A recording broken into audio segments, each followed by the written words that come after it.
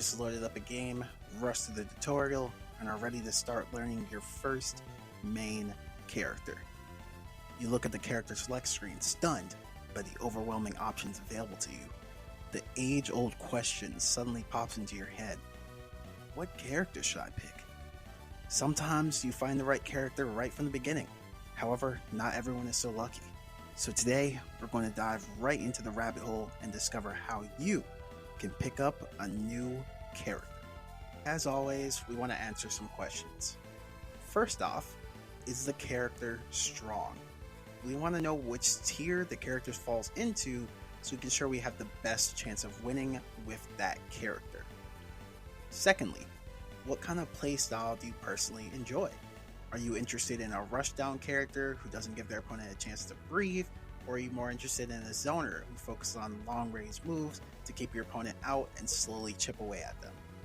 And lastly, do you like the character themselves? I know this might sound strange at first, but if you really think about it, you're going to be spending a lot of time invested using this character. So if you don't like the things about the character, like their designs or how they are animated, their personality, story, and even things like voice acting, you probably won't enjoy using that character as much.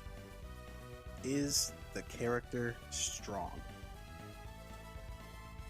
Of course, just because a character is good, that doesn't mean you can be better just by picking them up in all cases. For example, we can look at Sheik from Smash 4. Before she was nerfed, and even after that a little bit, Sheik was considered one of the best characters in the game.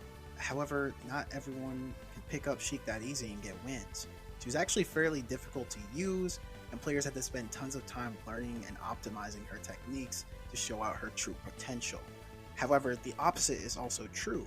In Smash 4, when Bayonetta was released, she was incredibly easy to use and could easily 0 to death combo characters without too much practice and effort to perform.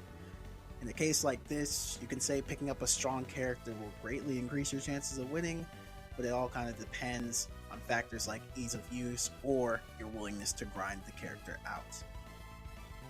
What kind of playstyle do you personally enjoy? Like I was saying earlier, this all depends on what type of function you enjoy playing with. Do you want a character like Wolverine in Ultimate Marvel vs. Capcom 3 with tons of rushdown options and mix-ups? Or do you want to play a character like Morgan who slowly chips away at opponents with projectiles and assist attacks? There are so many different archetypes available to players nowadays that you can find a character to fit almost every playstyle. You need to find a character to fit in your hands like a glove for you to be able to optimally play them. Now I know you may be asking questions like, but LTH, what about games where you can pick more than one character? What about that? Well, this situation might be the icing on the cake for you.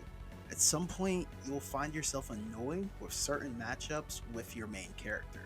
In games like Ultimate Marvel vs. Capcom 3, you can pick up to 3 different characters, essentially meaning you can pick 3 different playstyles if you choose. Let's look at an example of a top player from Ultimate Marvel vs. Capcom 3, Chris G. His main team was Morgan at point to zone people out, Dr. Doom as second for his great assists with missiles, and Virgil as third because he's a great all-rounder. He can mix people up, he can zone people out, he was a really good character. With this team, he was able to cover a lot of bases with matchup spreads due to those characters being towards the top end of the tier list. They're really good characters, like I was saying. Games like this allow players to show a lot of their personality within the characters they choose to play. You want to find a character that meets your needs as a player so you can truly enjoy the game you are playing. Do you like the character themselves? You may think this is a strange question, but hear me out. Like I said earlier, you're going to be spending a lot of time with characters you main in video games, so it would be in your best interest to like the character themselves. For example, when Dragon Ball FighterZ came out, I knew Cell was going to be one of my main characters just based on his introduction alone. I mean, look at his intro. You gotta get hype when you see him power up. Check this out.